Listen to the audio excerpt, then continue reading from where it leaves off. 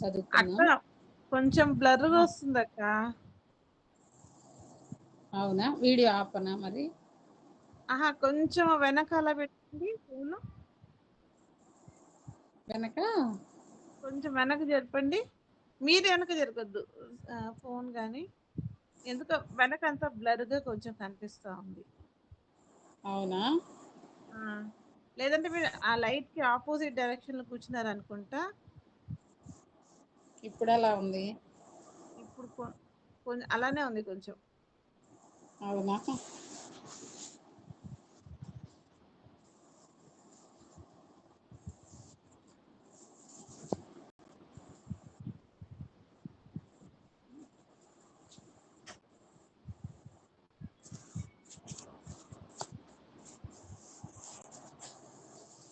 ఇప్పుడమ్మా?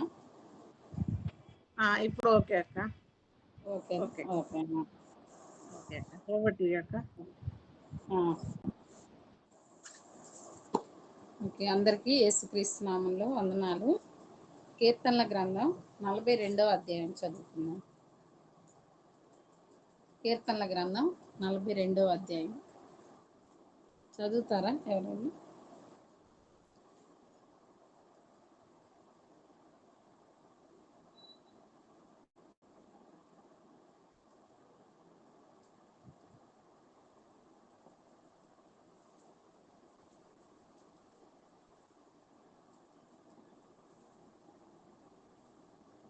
కీర్తనల గ్రంథం 42వ అధ్యాయం. కొన్ని వచనాలు ఉన్నాయి. చదువుతారమ్మా ఎవరన్నా ఒకరు?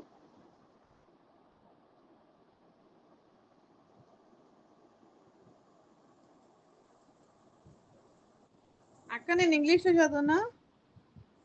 చదవండి రా, పర్లేదు. Okay. As a deer pants the flowing stream, so plants my soul for you, O God. My soul thirsts for God, for the living God, when I shall come and appear before God. My tears have been my food day and night, while they stay to me all the day long. Where is your God? These things I remember as I pour out my soul, how I would go with the throng and keep them in processing to the house of God with glad shouts and songs of praise, a multitude keeping festival. Why are you cast down, O my soul, and why are you in turmoil with me? Hope in God, for I shall again praise him my salvation.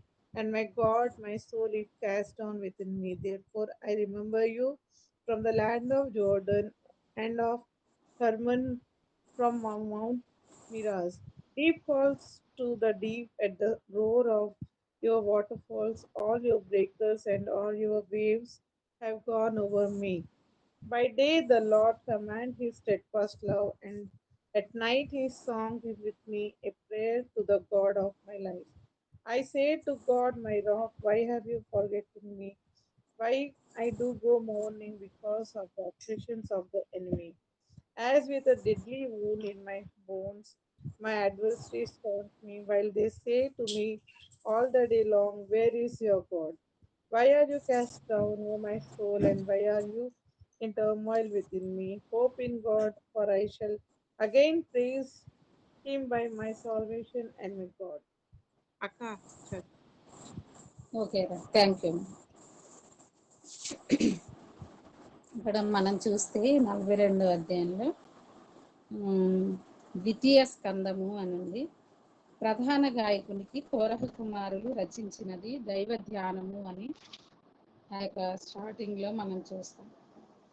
ఇక్కడ కానీ చూస్తే మరి దుప్పి నీటి వాగుల కొరకు ఆశపడినట్లు దేవా నీ కొరకు నా ప్రాణము ఆశపడుచున్నది అని చెప్తా ఉన్నాడు అన్నమాట. దుప్పి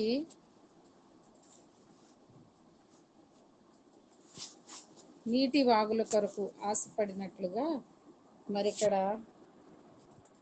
నా ప్రాణము దేవా నీ కొరకు నా ప్రాణము ఆశపడుచున్నది అని చెప్తున్నాడు. ఇక్కడ కానీ చూస్తే ప్రాణము ప్రాణము అని చాలాసార్లు ఈ అధ్యాయంలో మనం చూస్తామన్నమాట.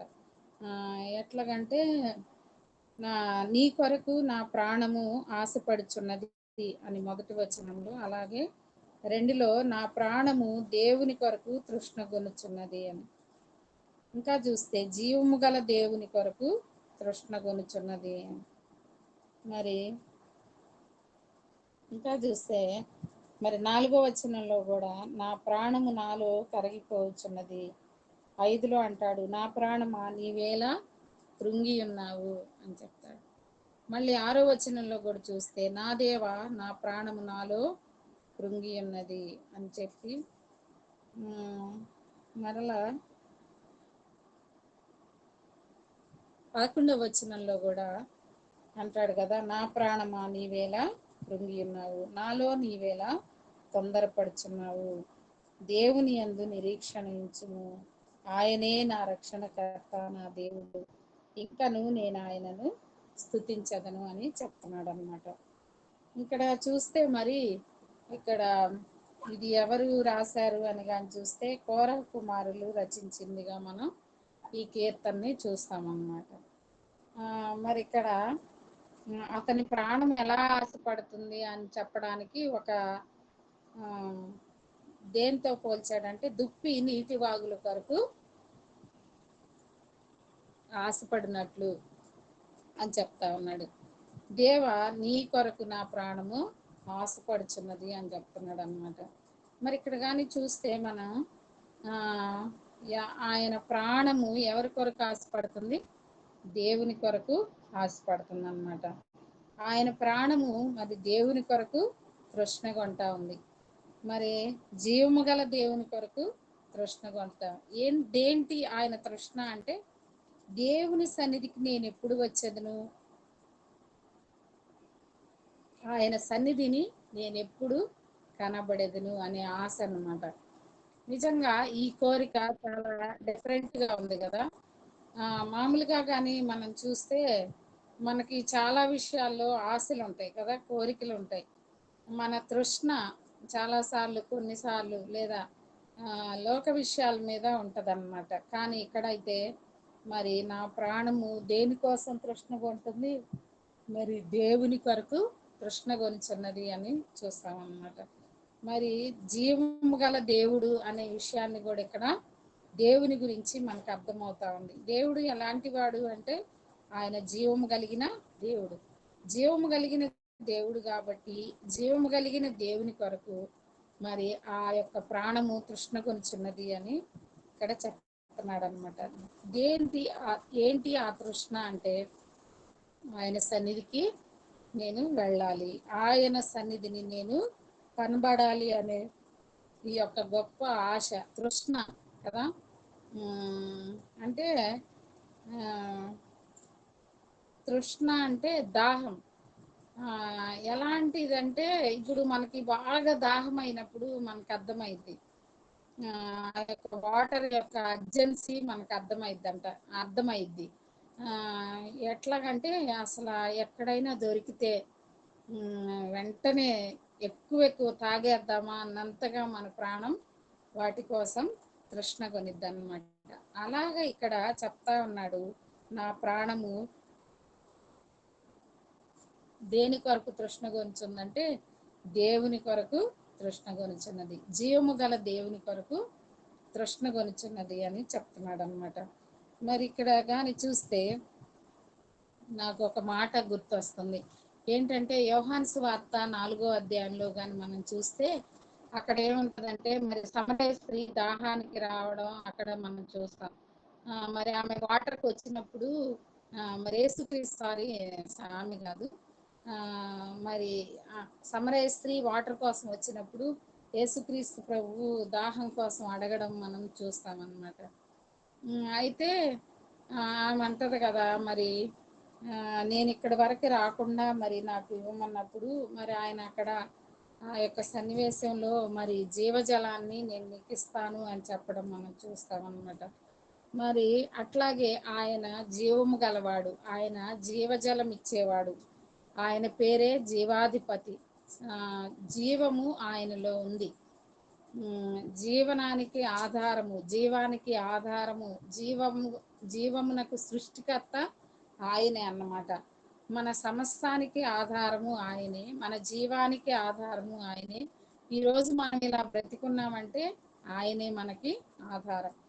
అందుకే ఇక్కడ అంటున్నాడు, జీవము గల దేవుని కొరకు నా ప్రాణము తృష్ణగొనుచున్నది. మరి ఆయన ఇచ్చిన ఈ జీవంతో మరి జీవము గల దేవుని కోసం మనం తృష్ణ కొనాలి అన్న విషయాన్ని ఈ వచనాన్ని బట్టి మనం నేర్చుకుంటున్నాం అన్నమాట. మరి ఆయన ఇచ్చిన జీవం అయితే ఆ యొక్క జీవాన్ని మనం ఎట్లా అంటే అట్లా వాడకూడదని, లేదంటే ఆయన ఇచ్చిన జీవాన్ని మనం ఆ, అంటే ఉపయోగించాలి. ఎట్లా ఉపయోగించాలి, లేదా ఆ జీవాన్ని మనం ఎలా వాడాలి అంటే మరి ఆ జీవము గల దేవుని కోసమే మన తృష్ణ, లేదంటే ఆ జీవము గల దేవుని కోసమే మన ఆశ అనేది మనం కలిగి ఉండాలని ఇక్కడ నేర్చుకుంటున్నాం అన్నమాట. అంతగా మరి దుప్పి నీటి వాగుల కొరకు ఏ విధంగా ఆశపడుతుందో ఆ విధంగా మరి మనం ఆయన కొరకు ఆశపడాలని ఈ వచనాన్ని బట్టి నేర్చుకుంటున్నాం.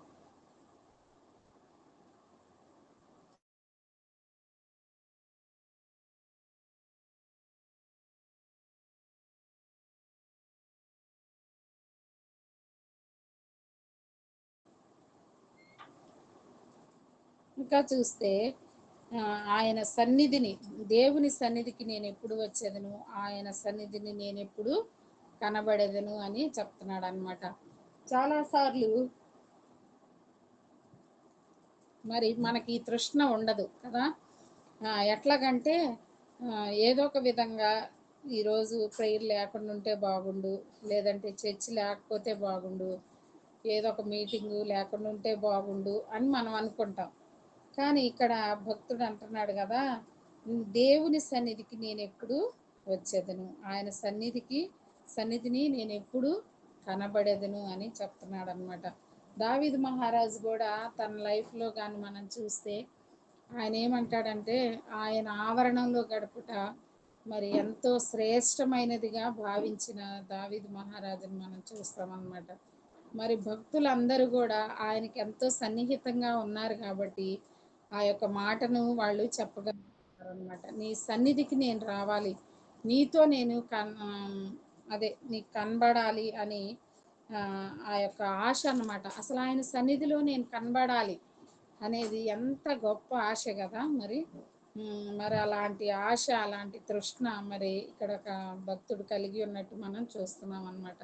మరి మనం కూడా అలాంటి ఆశ కలిగి ఉండాలని ఈ విషయాలను బట్టి మనం అర్థం చేసుకుంటున్నాం. దేవుని సన్నిధికి అసలు ఎప్పుడెప్పుడు టైం అయిద్దా, లేదంటే ఎప్పుడు మంగళవారం అయిద్దా, లేదంటే ఇంకా మీకు ఏ రోజు నియామక కోరికలు ఉన్నాయో నాకైతే తెలియదు, కానీ ఆ రోజు కోసం నిజంగా మనం అంత తృష్ణగా ఎదురు చూస్తున్నామా? ఆయన సన్నిధిలో నేను కనబడాలి, అక్కడ నేను కనబడాలి, ఎట్టి పరిస్థితుల్లో అక్కడ నేను ఉండాలి అని ఆ యొక్క తృష్ణ మరి ఆయన కొరకు మనం కనిపెట్టుకొని ఉండడం, మరి ఆయన సన్నిధిలో మనం కనబడడానికి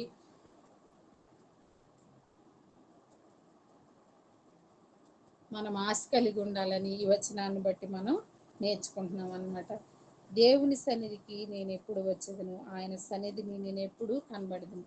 బైబిల్లో మనం చూస్తే మరి ఆయన సన్నిధికి వచ్చి కనబడిన మరి స్త్రీ హన్నా గురించి కూడా మనం చూస్తాం అన్నమాట. ఆమె మరి సమూయేలు మొదటి గ్రంథంలో మొదటి అధ్యాయంలో మరి ఆయన సన్నిధికి వెళ్ళి తను మోకరించి ప్రార్థించిన విధం మనం అక్కడ చూస్తామన్నమాట. మరి తను ఎంతగానో ఆయన సన్నిధికి వెళ్ళి నీ దాసురాలనైన నన్ను కటాక్షించమని, నీ దాసురాలనని ప్రతిసారి చెప్పడం మనం చూస్తామన్నమాట.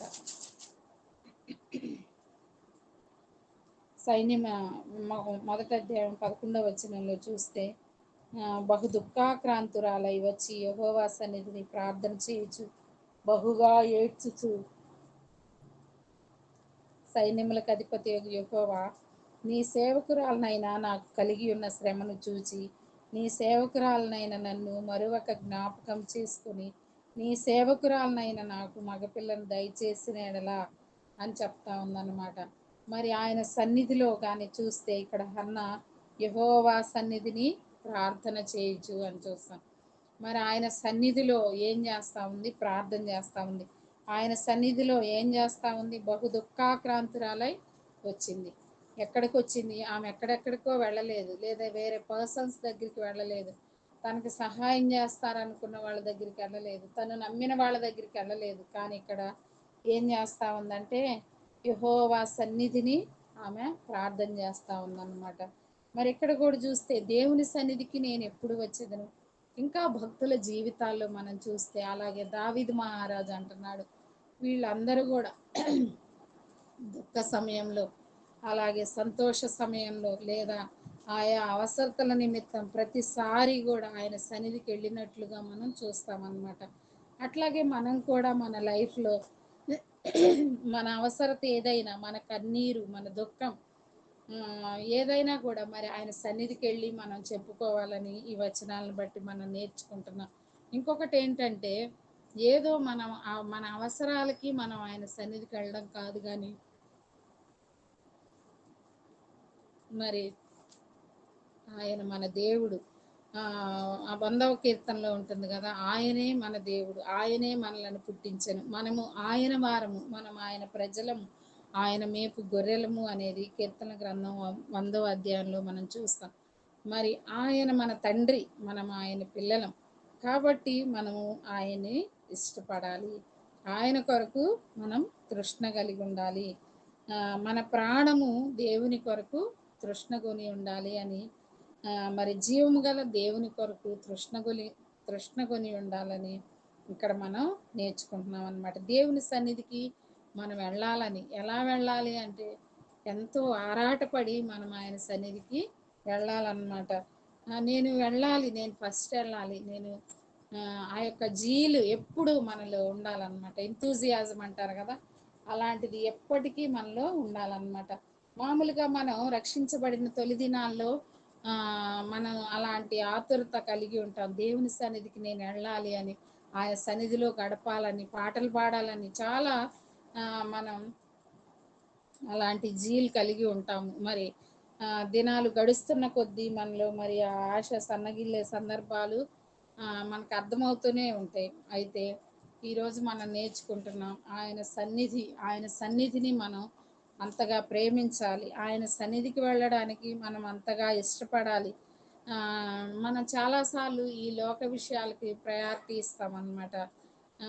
కొన్నిసార్లు అంటే ఫ్రెండ్స్తో కలిసి ముచ్చటించుకోవడానికి, లేదంటే కబుర్లు చెప్పుకోవడానికి, ఆ టైంలో లేదా మనకి బంధువులు వచ్చిన టైంలో మన ఇంటికి వాళ్ళతో గడిపితే బాగుండు, ఈరోజు ప్రేయర్ లేకుండా ఉంటే బాగుండు అనుకుంటాం. కానీ మనం ఈ వచ్చిన భాగాలు చదువుకున్న తర్వాత మన యాటిట్యూడ్ మారిపోవాలి. ఏంటి అంటే నాకు నా బంధువుల కంటే, లేదంటే నా తోబుట్టువుల కంటే, నా తల్లిదండ్రుల కంటే, వాళ్ళు వచ్చిన దానికంటే కూడా ఆయన సన్నిధి నాకు ప్రాముఖ్యమని మనం గ్రహించాలన్నమాట. ఇంకొకటి ఏంటంటే మనం మన తోబుట్టువులకి, మన ఆరోగ్యానికి లేదా మన జీవానికి కారణమైన ఆయన అంటే వాళ్ళందరికంటే మనము తక్కువగా ఎంచినట్టే కదా మరి. నేను దేవుని సన్నిధికి వెళ్ళను, నేను ఇలా ఫ్రెండ్స్తో స్పెండ్ చేస్తాను, లేదా నా తోబుట్టువులతో స్పెండ్ చేస్తాను, లేదా నా పేరెంట్స్తో నేను స్పెండ్ చేస్తాను అంటే దాని అర్థం మరి దేవునికి నెక్స్ట్ ప్రయారిటీ మనం ఇచ్చినట్టు అన్నమాట. అంటే చాలాసార్లు మనం అనుకుంటాం ఏంటంటే నేను అంటే ఇన్ని రోజులంతా దేవుని సన్నిధికే ప్రయారిటీ ఇచ్చాను కదా, ఈ ఒక్కరోజు మరి వాళ్ళు వచ్చారు కదా, వాళ్ళకి ప్రయారిటీ ఇవ్వాలి కదా అని మనం అనుకుంటాం. అయినా దేవుడు ఈ ఒక్కరోజు ఏమనుకోలే అని కూడా మనం చాలాసార్లు మనకై మనం అనుకుంటాం. కానీ ఇక్కడ చూస్తే మరి ఈయన అంటున్నాడు కదా, ఆయన కొరకు మరి తృష్ణ కొనినట్టు, ఆయన సన్నిధికి వెళ్ళడానికి ఇష్టపడినట్టుగా మనం ఇక్కడ చూస్తామన్నమాట. ఆయన సన్నిధిని నేను ఎప్పుడు కనబడేదను అని. నీ దేవుడు ఏమాయనని వారు నిత్యము నాతో అనుచుండగా, రాత్రింబగళ్ళు నా కన్నీళ్లు నాకు అన్నపానములాయను అని చెప్తున్నాడు అనమాట. మరి మన దేవుడు ఏమాయను అన్నప్పుడు మరి ఆయనకి ఎలా ఉందంట, రాత్రింబగళ్ళు కన్నీళ్లు అతనికి అన్నపానములు అయినాయి అంట. మరి మన లైఫ్లో కానీ చాలాసార్లు మనం మీ దేవుడు ఏమయ్యాడు అని అన్నప్పుడు నిజంగా ఇలాంటి కన్నీరు మనకు వచ్చిందా?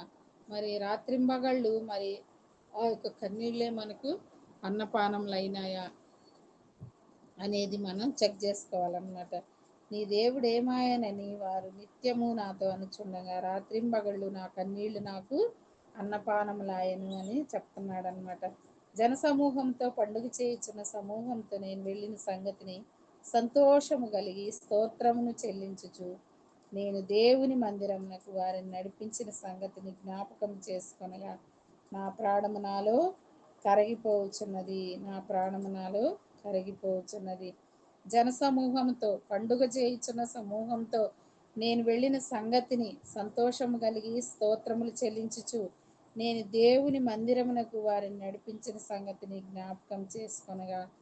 మరి ఈ యొక్క సిచ్యుయేషన్స్ తన లైఫ్లో జరిగినప్పుడు ఏంటి అవంటే కనుక మరి జన సమూహంతో పండుగ చేయుచున్న సమూహంతో నేను వెళ్ళిన సంగతిని సంతోషము కలిగి స్తోత్రములు చెల్లించుచు నేను దేవుని మందిరమునకు వారిని నడిపించిన సంగతిని, ఎవరైతే హేళన చేశారో వాళ్ళని నడిపించిన సంగతిని జ్ఞాపకం చేసుకొనగా ఆయన ప్రాణము ఏమవుతా ఉందంట, ఆయనలో కరిగిపోవచ్చున్నది అని చెప్తున్నాడు.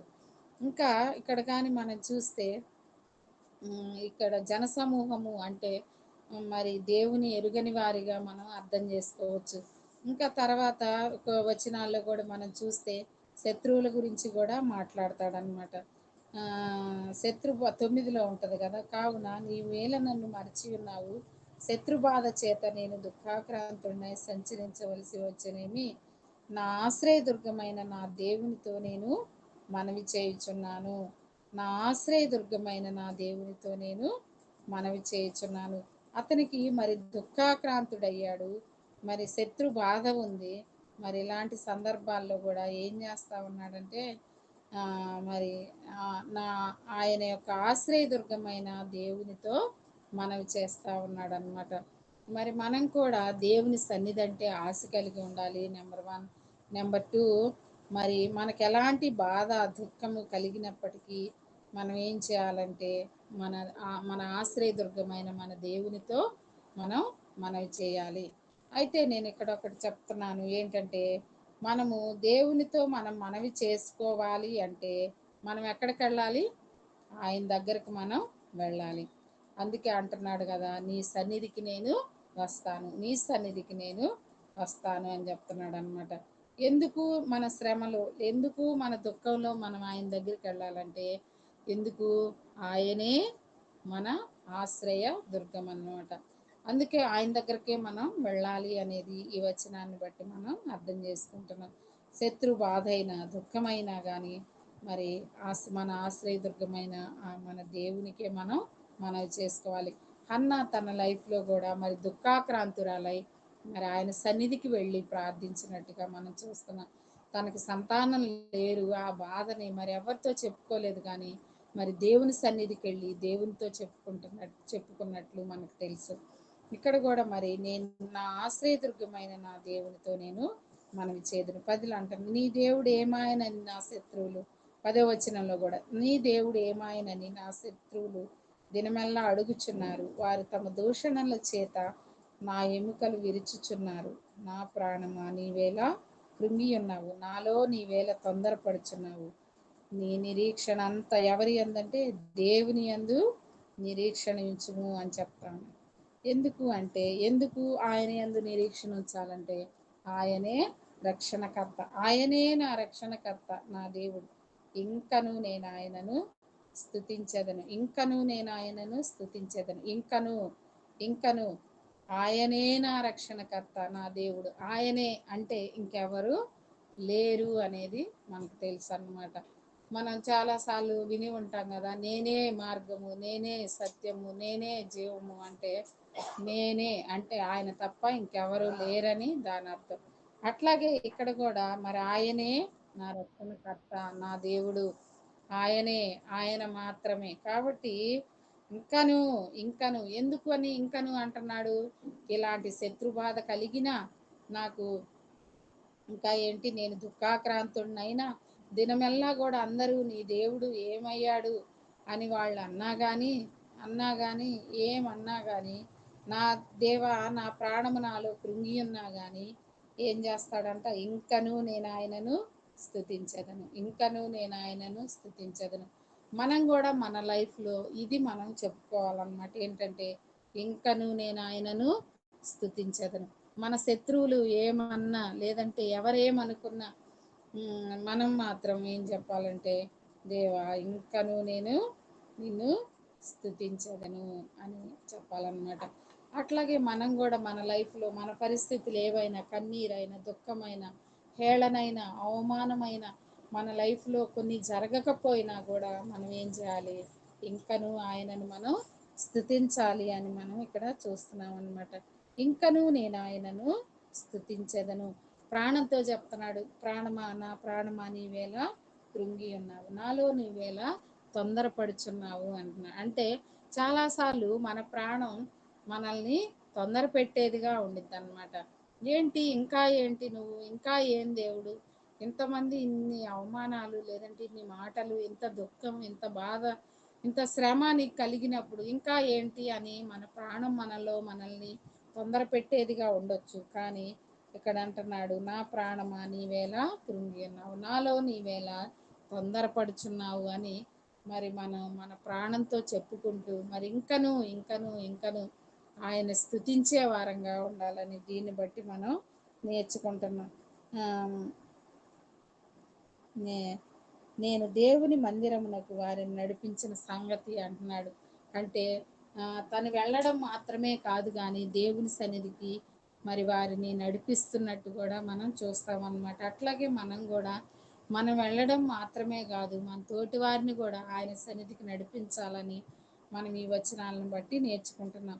ఇంకా చూస్తే మరి అంటాడు, ఎంత చక్కగా దేవుణ్ణి ధ్యానిస్తా ఉన్నాడు. 5లో అంటున్నాడు కదా, దేవుని యందు నిరీక్షణించుము, ఆయనే నా రక్షణకర్తని నా దేవుడని చెప్పుకొనుచు ఇంకను నేను ఆయనను స్తుతించదను.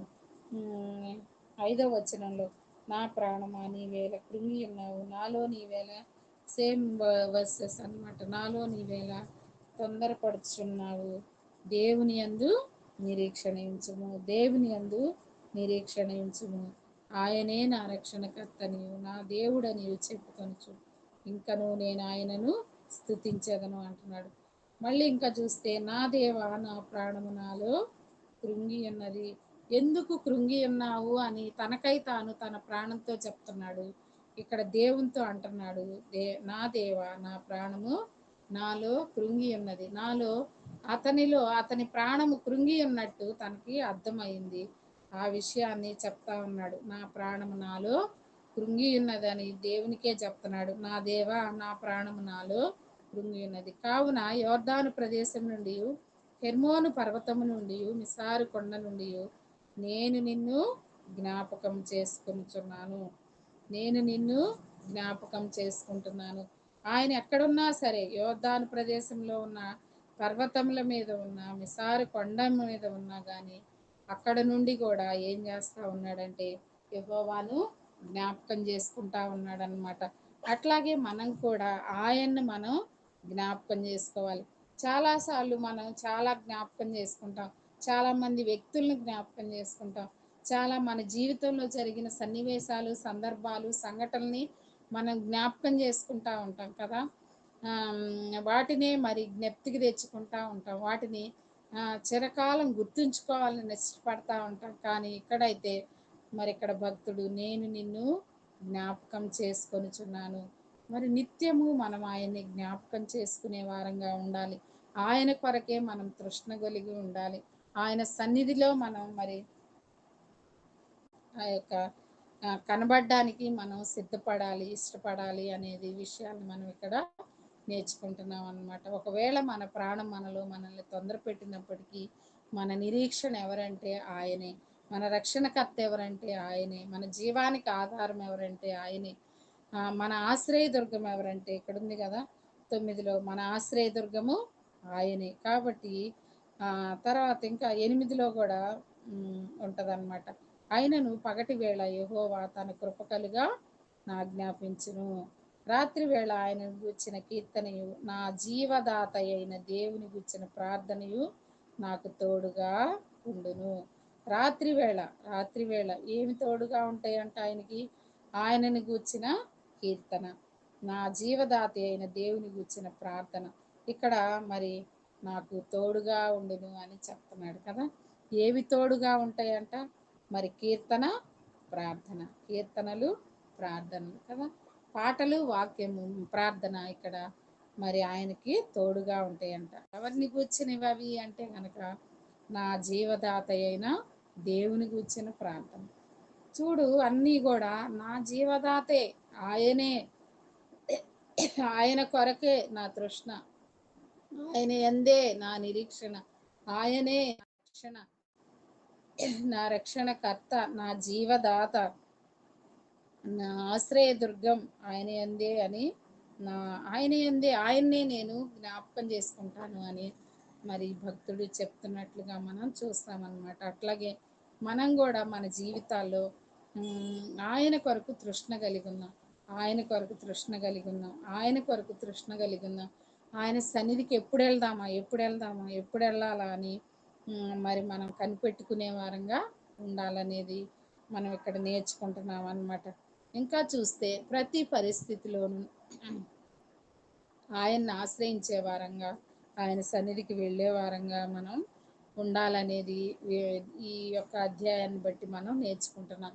ఇంకొకటి ఏంటంటే మనం బైబిల్లో కానీ చూస్తే ఆయన సన్నిధికి వెళ్ళారు కదా చాలామంది. ఆయన సన్నిధికి వెళ్ళిన వాళ్ళు ఎవరైనా నష్టపోయారా?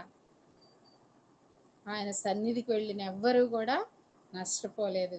ఆయన సన్నిధికి వెళ్ళిన వారిని ఆయన ఎప్పుడూ త్రోసివేయలేదు. ఆయన సన్నిధికి వెళ్ళి ప్రార్థించినప్పుడు ఆయన ఎప్పుడూ జవాబు ఇవ్వకుండా ఉండలేదన్నమాట. అట్లాగే మన లైఫ్లో కూడా చాలాసార్లు ఆయన మనకి ఎన్నో చేశాడనమాట. మన జీవానికి ఆధారమైన ఆయన్ని మరి మనం మనసారా ఆయన సన్నిధిలో కనబడడానికి మనం ఇష్టపడదాం. ప్రతిసారి ఆయన సన్నిధికి వెళ్ళడానికి ఇష్టపడదాం. మన నిరీక్షణ ఆయన యందే ఉంచుకుందాం. ఆయా పరిస్థితుల్లో మనకి ఆయన్ని రక్షణ దుర్గంగా ఉంచుకొని మరి ఇంకను ఇంకను ఇంకను పరిస్థితులు ఏవైనా ఎట్లా ఉన్నా కానీ ఇంకను మన ఆత్మీయ స్థితిగతులను బట్టి, మన ఆర్థిక స్థితిగతులను బట్టి, తర్వాత మన ఆర్థిక విషయాలు, ఆత్మీయ విషయాలు అన్నింటిని బట్టి కూడా మరి ఆయన్ను ఇంకను ఇంకను స్తుతించే వారంగా మనం ఉండాలని నేర్చుకుంటున్నాం అన్నమాట. చాలాసార్లు మనకి మరి స్తుతి అనేది అంత త్వరగా మనకి రాకపోవచ్చు. ఎందుకంటే మనకి మంచి విషయాలు జరిగినప్పుడే మనం హృదయపూర్వకంగా స్తుతిస్తూ ఉంటాం. కానీ ప్రతి విషయానికి కూడా మరి ఆయన స్తుతించాలని మనం ఇక్కడ నేర్చుకుంటున్నాం అన్నమాట. మరి ఇక్కడ మనకి ఏంటి మనకి తోడు అంటే కనుక మనకి ఆయనను గూర్చిన కీర్తన, తర్వాత మన జీవదాత అయిన దేవుని గూర్చిన ప్రార్థన మనకి ఎప్పుడు తోడుగా ఉంటాయి అన్నమాట. మరి చాలాసార్లు మనుషులు ఎవ్వరూ మనకి తోడులేరని మనం ఫీల్ అవుతూ ఉంటాం. కానీ ఇప్పుడు మనకు అర్థమైంది ఈ వచనాన్ని బట్టి, మనతో పాటు మనకి తోడుగా ఏమేమి ఉంటాయంటే మనకి కీర్తనలు, ప్రార్థన అన్నమాట. కాబట్టి చక్కగా వాటిని మనకి తోడుగా ఉంచుకుందాం. మరి చక్కగా పాటలు పాడుకుందాం, చక్కగా ప్రార్థన చేసుకుందాం, ఆయన సన్నిధికి వెళ్దాం కదా. ఎన్నోసార్లు మరి ఆయన చాలామంది హిందూస్ కూడా ఆయన సన్నిధికి వెళ్ళి మరి ఆయన దగ్గర అన్నీ పొందుకుంటున్నారు కదా. మరి మనం సోకాల్డ్ బిలీవర్స్, సోకాల్డ్ క్రిస్టియన్స్ అయినప్పటికీ చాలాసార్లు మనం ఆయన దగ్గరికి వెళ్ళలేక, మనం పొందవలసినవి పొందుకోలేక మనం ఉన్నాం అన్నమాట. అయితే ఒక క్రిస్టియన్ సిస్టరు ఒక హిందూ దగ్గర ఇలా అంటా ఉందన్నమాట. ఏంటంటే హెల్త్ ఇష్యూ గురించి మాట్లాడుతూ ఉన్నప్పుడు ఆ హెల్త్ గురించి ఒక క్రిస్టియన్ లేడీ హిందూ దగ్గర చాలా వర్రీ అయిపోతూ ఉందన్నమాట. అట్లా ప్రతిరోజు తను చాలా వర్రీ అయిపోవటం, తనకున్న హెల్త్ కండిషన్ బట్టి తను టెన్షన్ పడటం, ఏడవటం, అవన్నీ గమనించిన ఆ హిందూ లేడీ ఒకరోజు ఇలా అందన్నమాట. ఏంటంటే ఏంటి మేడం, ఎందుకు మీరు అంత వర్రీ అవుతారు? ఆయన అసలు ఎంత గొప్ప దేవుడు, ఆయన్ని కలిగి ఉండి కూడా మీరు ఎందుకు ఇట్లా బాధపడుతున్నారు? అసలు ఆయన చేయలేనిది ఏమైనా ఉందా? మీరు ఎందుకు అట్లా బాధపడుతున్నారు అన్నప్పుడు మరి ఆ యొక్క క్రిస్టియన్ లేడీ తను నిజంగా ఆ రోజు ఇట్లా అనుకుందంట. ఏంటంటే నేను ఇంకెప్పుడు అట్లా ఉండకూడదు వాళ్ళ ముందు. నిజం కదా! అన్నీ సమస్తాన్ని చేయగలిగిన దేవుడు నాకుండగా, నేనసల హిందూస్ ముందు, వాళ్ళ ముందు నేనెందుకు ఇలా ఉండాలి? ఆయన నాకు చేస్తాడు గదా! నీకు ఆ రోజు నుండి మరి తను ఎంతో కన్నీటితో "నువ్వు చెయ్యగలవు దేవా" అని నమ్మకంతో ప్రార్థించినప్పుడు మరి ఆ సిస్టరు మరి ఆ యొక్క హెల్త్ ఇష్యూ నుండి బయటపడడం, మరి తను ఒక గొప్ప సాక్ష్యంగా చెప్పగా నేను విన్నాననమాట. మరి అట్లాగే మనం కూడా చాలాసార్లు మనం నమ్మిన దేవుడు ఆయన రక్షణకర్త. మనం నమ్మిన దేవుడు మన నిరీక్షణకు ఆధారమైన వాడు. మనం నమ్మిన దేవుడు ఆయన ఆశ్రయదుర్గమైన వాడు. మనం నమ్మిన దేవుడు ఆయన జీవదాత అయిన దేవుడు. మనకన్నింటినీ అనుగ్రహించగలిగిన దేవుడు. అయితే మనం చేయవలసింది ఏంటంటే మనము ఆయన కొరకు తృష్ణ కలిగి ఉండాలి. మన ప్రాణము ఆయన కొరకు తృష్ణ కలిగి ఉండాలి. ఒకవేళ మన ప్రాణం మనల్ని తొందర పెడితే కూడా మన ప్రాణంతో మనం చెప్పాలి, నువ్వు అంతగా తొందరపడొద్దు. ఎందుకంటే జీవం కలిగిన దేవుడు నాకున్నాడు. నా నిరీక్షణకు ఆధారమైన వాడు ఆయన ఉన్నాడు. కాబట్టి ఆయన సన్నిధిలో నేను కనబడాలి. నేను అక్కడికి వెళ్ళాలి, ఆయనతో చెప్పుకోవాలి అని ఆ యొక్క మంచి యాటిట్యూడ్ మనం కలిగి ఉండాలని, ప్రతిసారి ఆయన సన్నిధికి వెళ్ళడానికి మనం ఇష్టపడాలని ఈ వచనాలను బట్టి మనం నేర్చుకుంటున్నాం.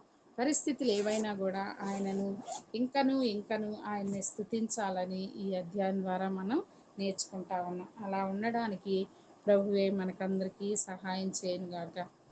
Thank you for giving me this opportunity. Thank you అక్క. జ్యోతి సిస్టర్ ప్రేయర్ చేయరా? Closing prayer.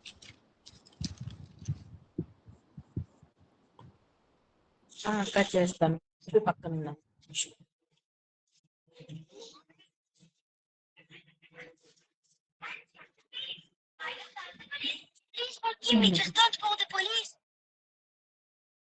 మహోన్నతుడా, మహాగణుడా, మీ ఘనమైన పాదాలకు మా హృదయపూర్వక వందనాలు, స్తుతులు, స్తోత్రాలు చెల్లిస్తున్నాం తండ్రి. కృపగలిగిన తండ్రి మీకు స్తోత్రాలు, దయగలిగిన తండ్రి మీకు స్తోత్రాలు చెల్లిస్తున్నాం ప్రభువా. దేవానైనా ప్రభువా, ఉదయకాలం నుంచి నేటి వరకు మీ కృపలో భద్రపరిచారు తండ్రి, మీకు స్తోత్రాలు తండ్రి. ఈ రాత్రికాల సమయంలో తండ్రి మేము ఇలాగ చేరినైనా ప్రభువా, సిస్టర్స్ మీటింగ్ లో తండ్రి మేము ఇలా కూడుకోవడానికి మీరు చూపిన కృప కొరకే మీకు స్తోత్రాలయ్యా.